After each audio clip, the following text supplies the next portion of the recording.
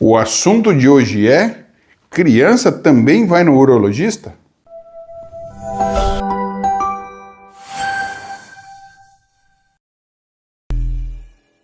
Olá, vocês estão no canal Urologia e Saúde, Dr. Ângelo Contar, urologista.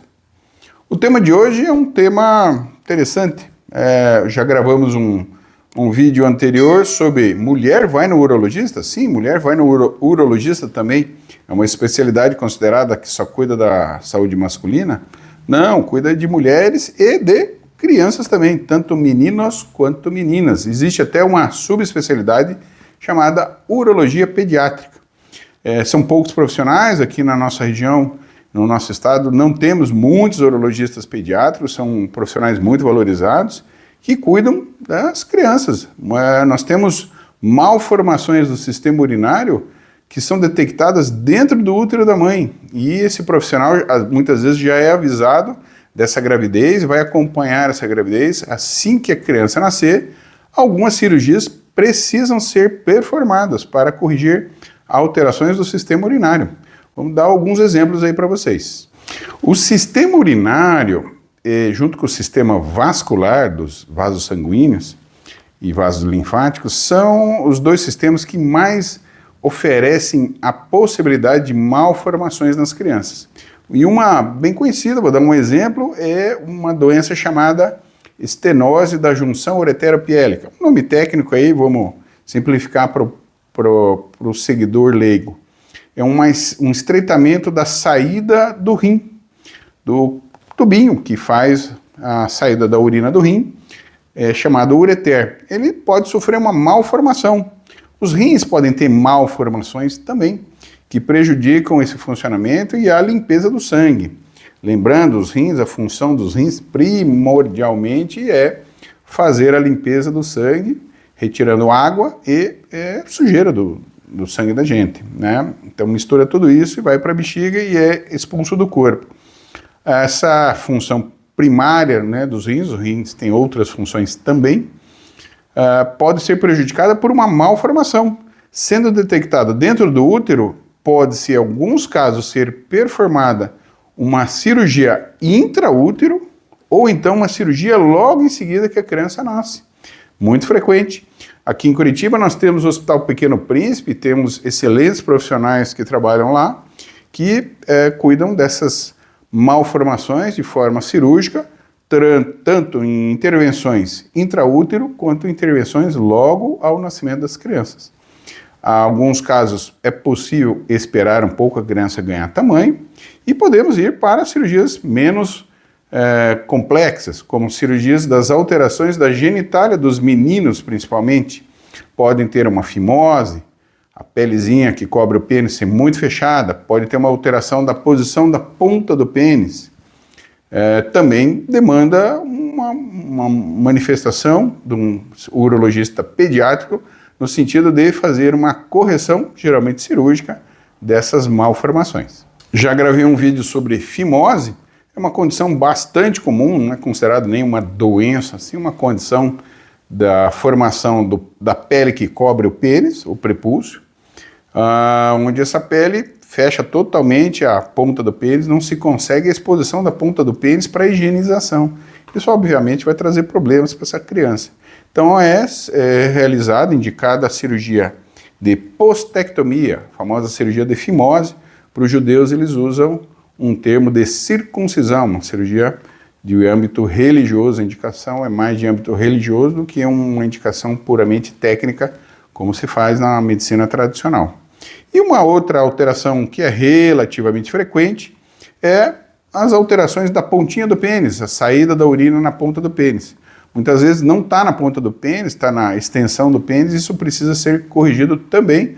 Aí não precisa ser tão imediatamente, logo após o nascimento das crianças, pode-se esperar essa criança crescer um pouquinho mais, até a cirurgia fica um pouco mais fácil, porque o pênis de uma criança, obviamente, muito pequeno, difícil de fazer uma cirurgia.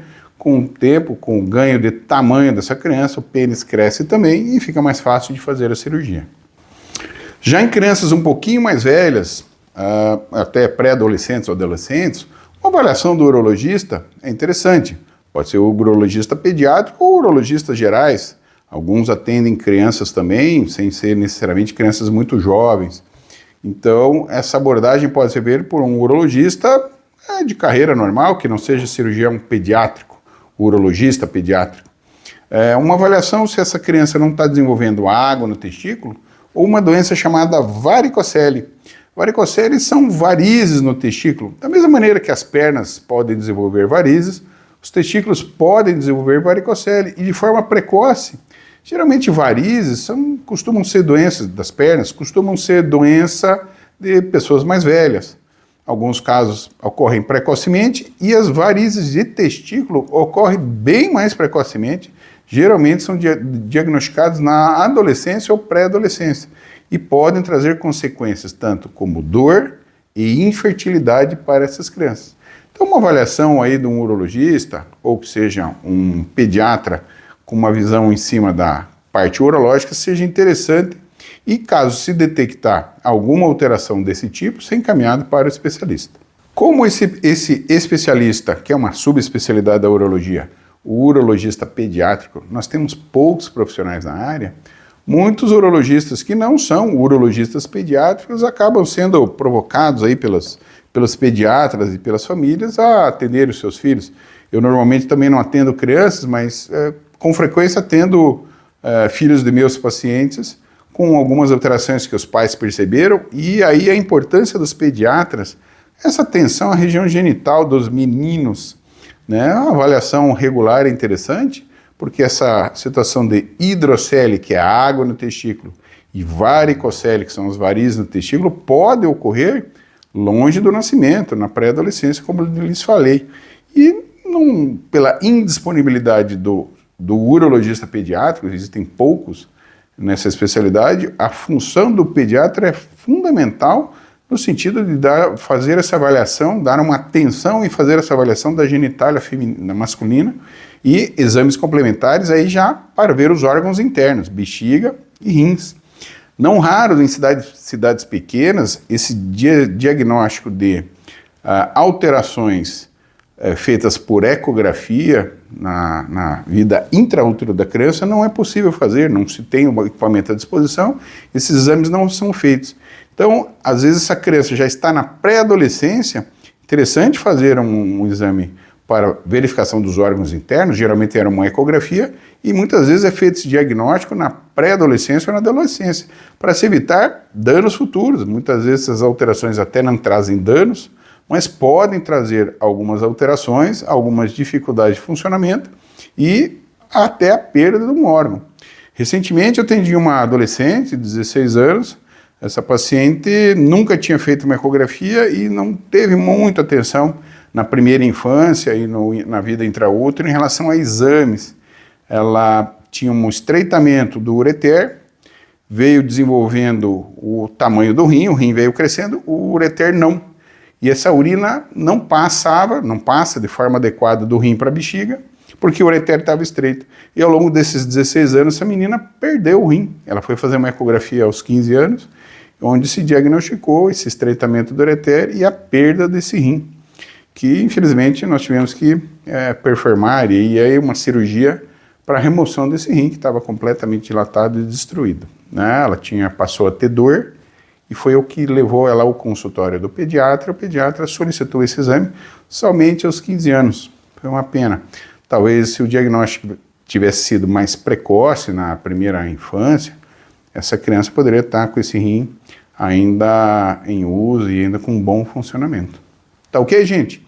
Esse foi o vídeo de hoje, um vídeo aí um pouco fora do que a gente faz todo dia, né? A gente atende mais adulto, mas é um vídeo informativo aí, os papais, as mamães aí, dá uma cutucada nos pediatras, ou se você está no município que disponha de um urologista pediátrico, fazer uma visita interessante, fazer essa avaliação dentro da especialidade pela possibilidade de ocorrência de malformações, já que é o segundo sistema que mais malformações que são predisponentes no ser humano é o sistema geniturinário. Tá ok? Vocês estão no canal Urologia e Saúde. Sejam sempre bem-vindos, não esqueçam das notificações, do joinha e façam seus comentários, né? E se quiserem fazer perguntas também, estamos à disposição para poder responder essas perguntas e sugerir temas também. Bem interessante. Até mais.